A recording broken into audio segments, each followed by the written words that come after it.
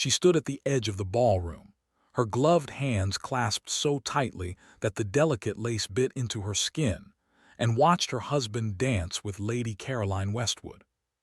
He held Caroline's hand as though she were made of porcelain. His head was bent toward her, dark hair catching the candlelight, and when she spoke he offered that rare, quiet smile Elara had not seen directed at her in 3 years of marriage. The orchestra played a waltz. Couples swirled around them like petals on water, but all Elara could see was her husband's hand resting at the small of another woman's back. She did not cry. She had trained herself not to. But something inside her chest folded in on itself, slow and silent, like a letter burning from the edges. Behind her, Lady Margaret whispered to Mrs. Fortescue just loudly enough to be heard. Poor thing. He married her for her fortune, and now he can barely look at her. One does almost feel sorry for the little merchant's daughter. Elara pretended not to hear. She had become very good at pretending. The music ended. Lord Julian Ashworth, Duke of Ashworth, bowed to Lady Caroline and did not look for his wife. He moved toward the card room with the same cool indifference he carried everywhere. Elara remained motionless until Lady Caroline's gaze swept over her with a flicker of pity that stung worse than the whispers. By the time the carriage brought Elara home to Ashworth Hall that night, the silence between them felt heavier than the marble pillars in the entrance hall. Julian sat opposite her, reading a folded letter by the carriage lamp, his profile remote and perfect. He had the face of a winter king, all sharp angles and contained storms. She had loved that face since she was 17 years old. Now she was 23, and she was starting to wonder if love was simply a story women told themselves so they could survive the cold. The first year of their marriage, Elara had filled Ashworth Hall with warmth. She had ordered fresh flowers for his study every morning, had learned the names of every servant and tenant, had asked the cook to prepare his favorite dishes. She had waited up for him in the library, hoping he would sit with her, ask about her day, look at her the way a husband looks at a wife. He never did. He was always polite, painfully, perfectly polite. He asked after her health. He complimented her gowns as though reading from a script. He kissed her hand before bed and then retired to his own chambers. The door between their rooms remained closed. The second year she had tried harder. She had sat beside him during his late hours in the study, reading quietly, hoping her presence might eventually feel natural. She had asked him about his estate, his horses, his childhood. He had answered in short, careful sentences, never offering more than was necessary. Once she had placed her hand over his. He had frozen, then gently pulled away, apologizing that he had work to finish. That night she had wept into her pillow, muffling the sound so no one would hear. Now in the third year something was changing inside her. The hope that had kept her moving, kept her trying, kept her aching, was beginning to fade. And in its place came a quiet, steady numbness that frightened her almost as much as the love once had. A few weeks after the ball, Elara attended a garden luncheon at Lady Thornfield's estate. She moved through the gathering with the practiced grace expected of a duchess, smiling when required, speaking when spoken to. The other ladies were polite, but she felt their distance like a cold draft. She was still the merchant's daughter who had bought a title, no matter how impeccable her manners. It was there she met Mr. Henry Forrester. He was a solicitor, a childhood friend she had not seen in years. His family had lived near her father's country house, and they had once climbed apple trees together and argued over chess. When he saw her across the lawn, his face lit with genuine warmth, and he crossed to her without hesitation. "Elara," he caught himself and bowed, "forgive me, your grace. I hardly recognized the girl who used to trounce me at chess." She could not help the smile that broke through her careful composure. "Henry, it has been far too long." He was kind and steady, with sandy hair and a quiet laugh. He did not treat her like a duchess. He treated her like an old friend. They walked the garden paths and talked of simple things, and for the first time in longer than she could remember, Elara felt seen. She did not notice the Duke of Ashworth standing near the terrace, watching them. Julian had arrived late to the luncheon, intending only to escort his wife home. He had not expected to find her laughing in the sunlight with a man whose gaze held nothing but fondness. The sight stopped him mid-step.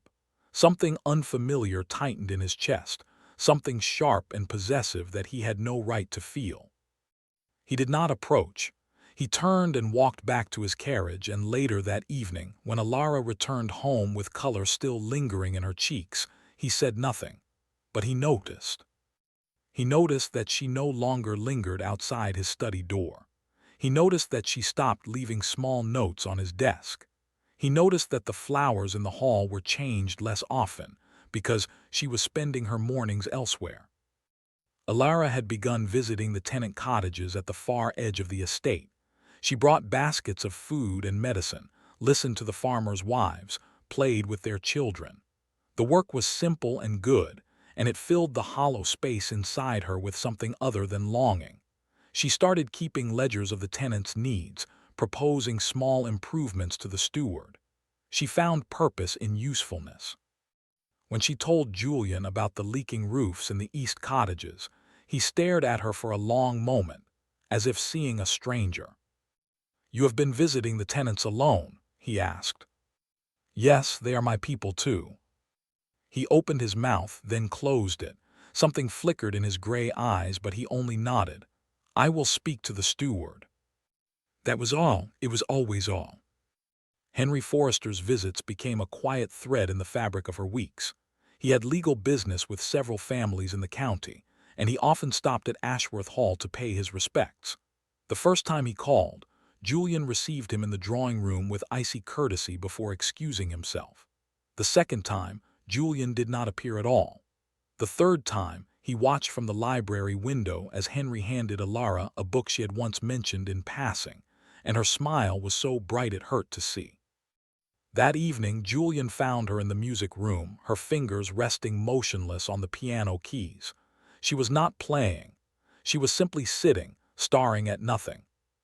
"You have become close with Mr. Forrester," he said, the words coming out flatter than he intended. Alara did not turn. "He is an old friend. His company is easy." Easy? Julian hated that word. Nothing about their marriage had ever been easy. He had made certain of that. He stepped closer. "I trust you remember your position." At that she turned. Her eyes, once so warm when they looked at him, were calm and distant. "I have never forgotten my position, Your Grace. I have been reminded of it every day since we married." He flinched inwardly, but his face remained stone. He left the room without another word. He did not trust himself to speak. That night, Julian sat alone in his study long after the candles had burned low. He stared at the drawer of his desk, the locked drawer he had not opened in 3 years. Inside lay the letters he had never sent, the ones he had written to Alara before their wedding, when he had still believed he might be the kind of man who could make a woman happy. He had loved her long before she ever knew it. He had seen her at a country assembly when she was 17, laughing with her father, and something in his guarded heart had cracked open. But he was a duke with a failing estate, a title weighed down by his late father's debts, and she was the daughter of a wealthy merchant with suitors lining up for her hand. He had no right to pursue her. Then the rumors came. A cruel cousin of hers, a man with a title but no honor, had been pressuring her father for her hand, threatening scandal and ruin if she refused. The cousin wanted her dowry. He wanted control, and her father, terrified for her safety, had been close to conceding. Julian had stepped in. He offered an arrangement. He would marry Alara, protect her from the cousin, and in return her dowry would settle the estate's urgent debts. He told himself it was a fair exchange. He told himself she would never know the danger she had been saved from. He told himself she would never love him anyway. But then she had looked at him on their wedding day with such hope in her eyes, and he had panicked. He had believed that if he let himself love her openly, she would discover his original motives and feel betrayed, feel purchased. So he built walls. He kept his distance. He told himself he was protecting her from the truth, protecting himself from the devastation of losing her affection once she understood the marriage had begun as a transaction. He had not realized that his silence would hurt her more than any truth ever could. Spring gave way to summer, and Ilara's transformation continued. She no longer watched for Julian's carriage from the window. She no longer arranged his study flowers. When he entered a room, she was pleasant and composed, but her attention did not linger on him. She had built her own quiet world, and he was no longer the center of it. The tenants adored her. The servants whispered about the Duchess's kindness. Even the cold society matrons had begun to remark that Lady Ashworth had developed a certain quiet dignity that was difficult to mock. Ilara did not need their approval. She had stopped needing anyone's approval. And Julian, watching it all, felt the ground shifting beneath him. One afternoon, Henry Forrester arrived with a small watercolor he had painted of the stream where they had played as children. He handed it to Ilara in the garden, his fingers brushing hers. "I thought you might like a reminder of simpler days," he said, his voice gentle. She looked at the painting and her eyes glistened. "Thank you, Henry. You have always been so thoughtful." Julian appeared at the garden gate just in time to see her hand rest on Henry's arm in gratitude. The image burned into his mind. He strode forward, his boots crunching on the gravel with more force than necessary. "Mr. Forrester, I was not informed you were calling today." Henry met his gaze steadily. "I apologize, Your Grace. I was in the area and wished to deliver a small gift." "How considerate," Julian said, the word wrapped in frost. Ilara looked between the two men and something in her expression hardened. "Mr. Forrester is always welcome here. He is my friend." The word friend hung in the air like a challenge. Julian said nothing. He simply inclined his head and walked away, his fists clenched at his sides. That evening, Ilara sat at her writing desk, composing a letter to her father's old steward about an investment she wished to make independently. Julian appeared in the doorway.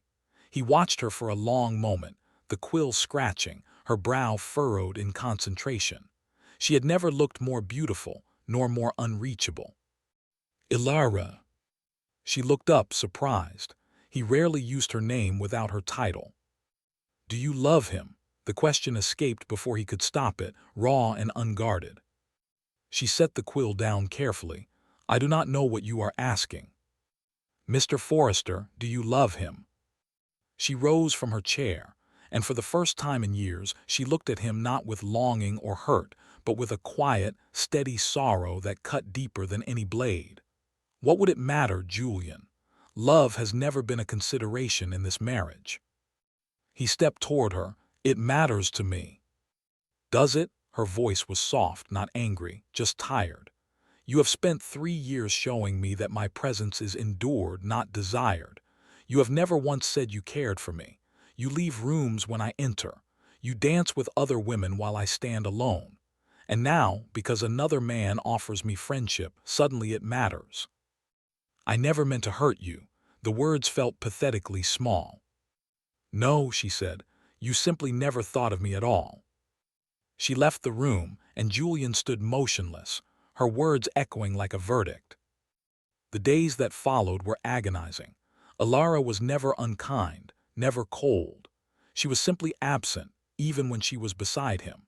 She ate her meals in silence, answered his questions with polite brevity, and spent her afternoons at the tenants' cottages or walking alone on the far side of the estate. She stopped wearing the jewelry he had given her on their wedding day. She did not seem to notice when he lingered at the breakfast table hopping for conversation. Julian began to feel a kind of quiet desperation he had never known. He would catch himself staring at her empty chair in the library, remembering how she used to sit there, waiting for him to notice her. Now she was never there. He missed her terribly, and it was his own fault. He tried in clumsy ways to bridge the distance. He asked about her day, and she answered pleasantly but did not expand.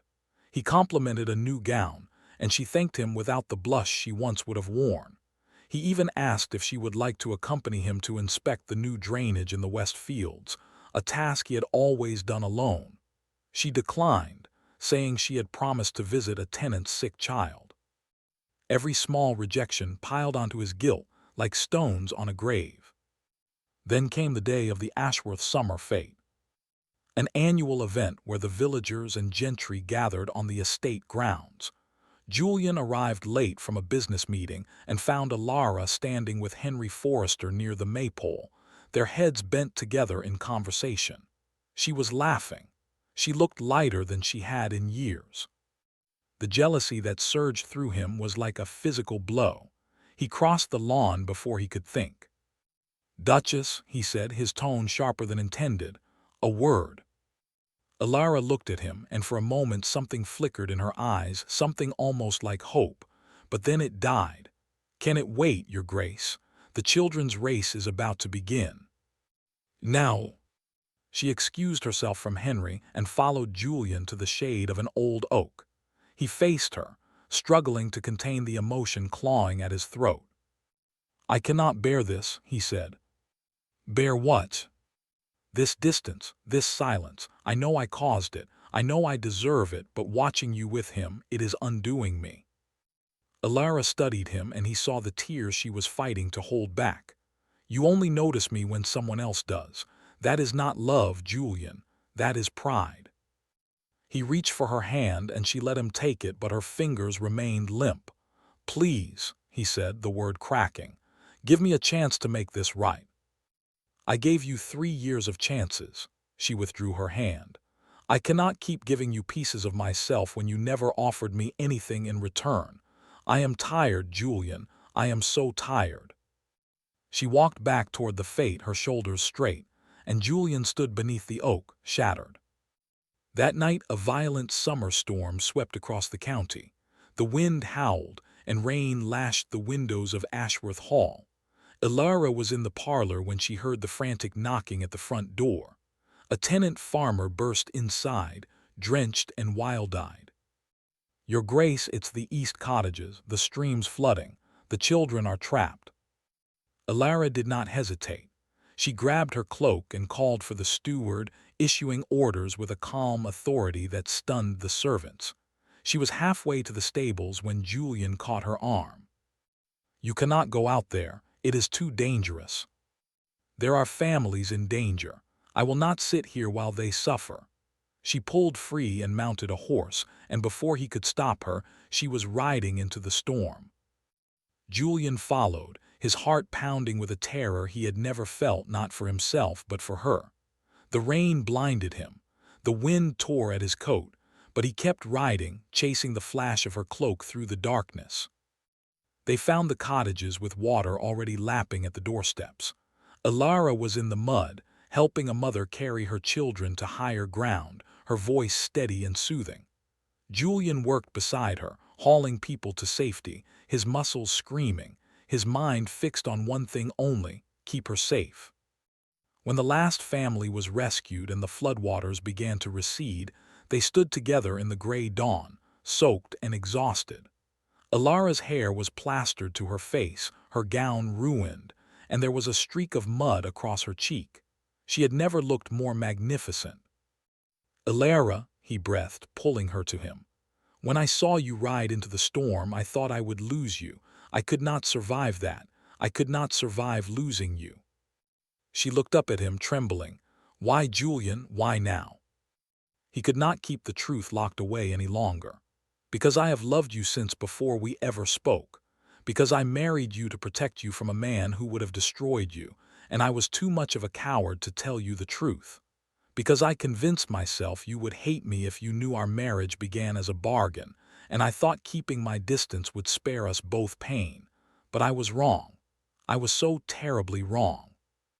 She stared at him, the rain still dripping from her lashes. What man? What bargain?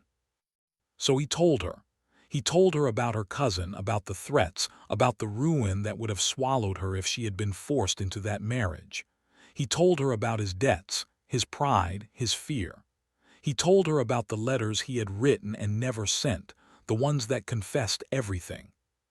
"You loved me," she whispered. I have never stopped. I was just too broken to show it."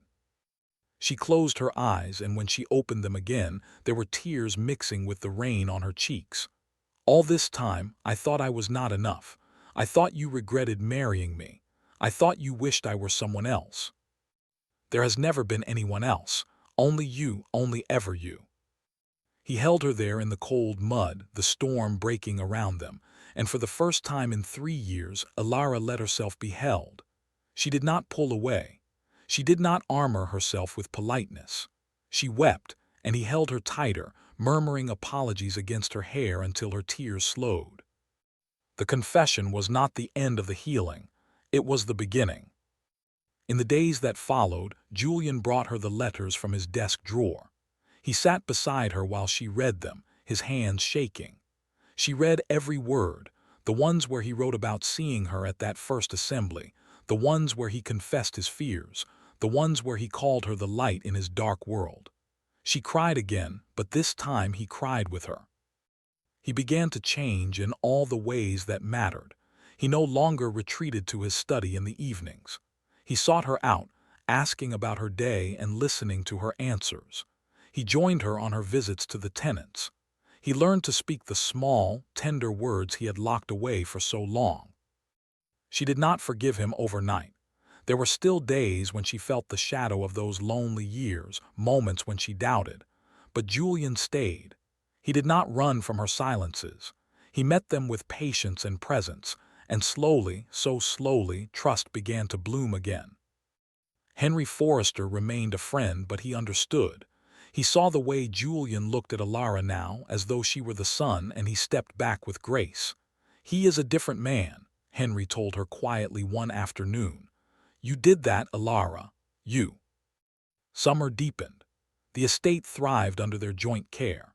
The East cottages were rebuilt better than before, and the tenants celebrated with a harvest dinner that filled the great hall with laughter and music.